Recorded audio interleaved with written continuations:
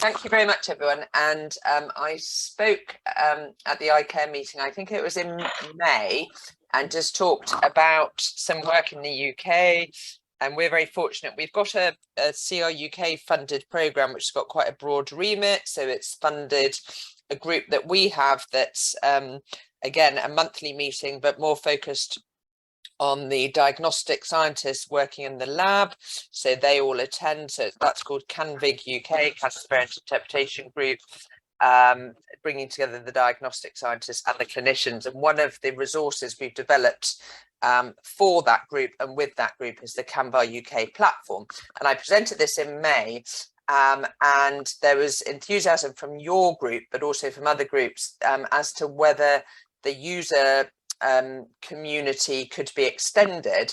And although you can access most of the resource without logging in and without being a registered diagnostic user, there's a diagnostic users forum. So we went back to our NHS colleagues and surveyed people, and there was actually a lot of enthusiasm for reaching out internationally. So I presented to you guys, and I'll show you how you can register.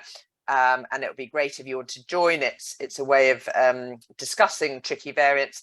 And I'm also the Dutch, and there's a Dutch, Belgian, German lab consortium. So they're also in process of joining, and will be sharing their variant classifications. They do lots of variant classifications, working with their functional data generation as well. So I'll take you through it, and then any questions, either operational or otherwise, I'm very happy to address. So this is just to acknowledge Jankut and Subin, who have done all the development work. So this is when you click through to CanVar-UK.org, this is where you land, and it's very, very simple. You just get a pull down there. I think there's 98 genes in there at the moment, and we're just introducing another 20, so some hem-onc genes. So we serviced our surveyed our user community and got some extra genes that people wanted. And then when you put a gene in, you start typing your variant name, and it will predictively do a drop down, which gets shorter and shorter as you give more information. You can enter a C dot or a P dot. There are a couple of variants there you can put in to have a play. There's an introductory video to show you how to use it, which will be much like what I'm saying now. So that's the front page. And then the login and register, which I'll come to at the end. So you get a number of tabs. So when you've entered your variant, this is your sort of front tab. So lots of basic information here about the variant. But you also get, this is nice, this is your PM5. So it will pull the other 8 base substitutions that you can have in that codon, and pull a live ClinVar classification and a Revel score on them. We in the UK use Revel as our sort of go-to tool, so you can see which of the other variants, if pathogenic, are more or less deleterious. It also pulls in obviously a live ClinVar classification for the variant in hand, and then various ways of zooming out and searching other useful repositories. LOVD, Varsome, Insight for mismatch repair, BRCA exchange for BRCA variants, and so forth. So some of them are generic, some are gene specific. So it will also, this I find very useful. It generates a sort of intelligent search term with various different nomenclature, a bit like Alamet does, and goes to Google Scholar, which is nice. It does a quite sensitive and specific hoik of the literature. You can also do it in Google as well. That's another button. I find Google gets more, it's less specific, you get more noise for your search.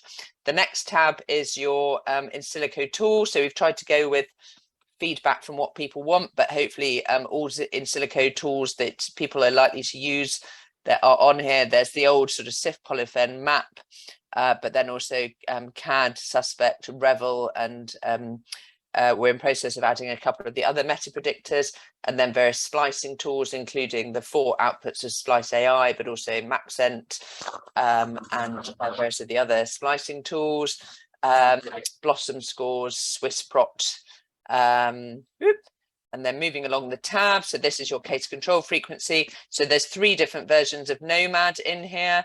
that you've got nomad, vanilla nomad, nomad non-cancer, and nomad non-cancer females, depending on what you deem to be the appropriate control group.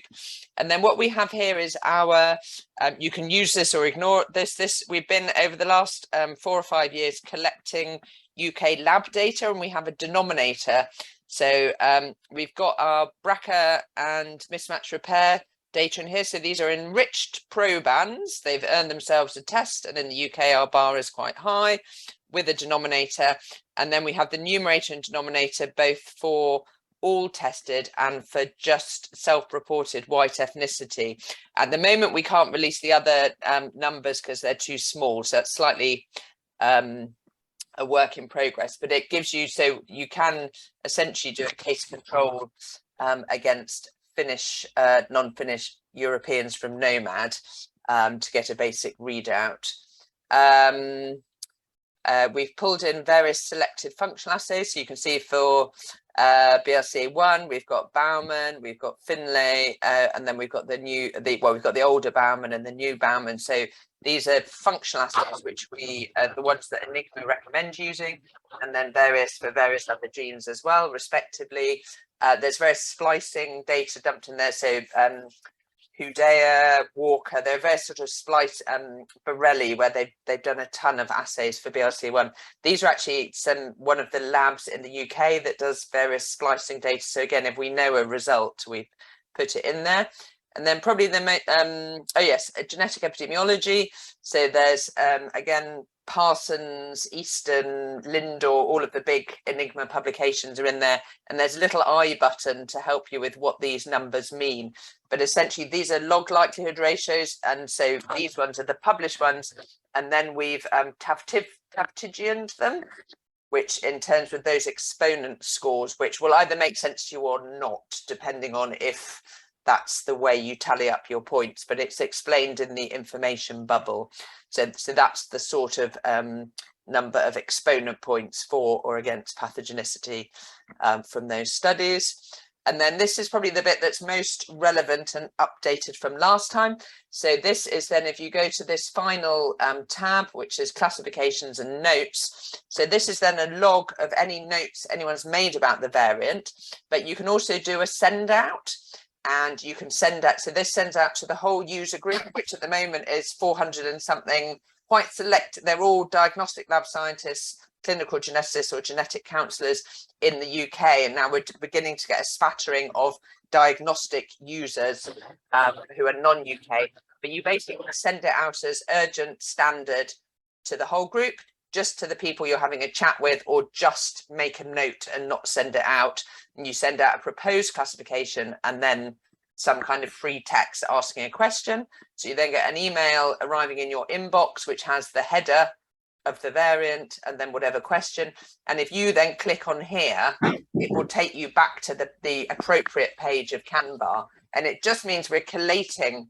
Historically, we've had so much valuable information all just lost in Outlook. It just stays there. So this is a way of sort of trying to get those conversations sitting there against the variant so you can easily find them again. So that's a good way of communicating with other people and finding out, and particularly where you're interested in phenotype and what, has your lab seen it before? What was the phenotype is the critical thing. There's also a bubble up here saying gene information. So if you're looking at a particular variant, this will take you to the respective gene. So it's very generic information. This is actually very useful though for splicing variants around intron and exon boundaries and lengths. So therefore are these in frame and out of frame. And then we've also put various notes in here around evidence classification rules. So these are our CanVig rules, which we need to, they're pretty much the same as the Enigma VSIP ones, but we will converge. But it's got useful things like the most 5' variant, which we know to cause nonsense-mediated decay, and those types of things are just to keep them on a gene level. So what was so final. So we would love you to join the because, so if you have NHS in your email, we allow you to register automatically for the Diagnostic Users Forum, because we know that you are a clinical diagnostic user. If you're not, then when you register, we just ask you fill out this form, and we just ask a description of what you do and what your role is. And if you work in a diagnostic lab, or you're a clinical geneticist or a genetic counsellor or a doctor working with cancer patients, we very much welcome you. But what we don't want is lots of sort of people working in sort of rather arcane, distant fields of research, or people who are not in commercial entities related to diagnostics. So we're just sort of trying to keep it a reasonably sort of tight diagnostic community, asking questions of each other. So I think that was all I wanted to say. So do get in touch. It's a short registration form, a minute or two. You'll get you know, a moderate number of emails a week which have interesting discussion of variants. You can ignore them. It's not a huge overwhelming burden, and it's quite a nice connection to the other people around the world trying to classify tricky variants.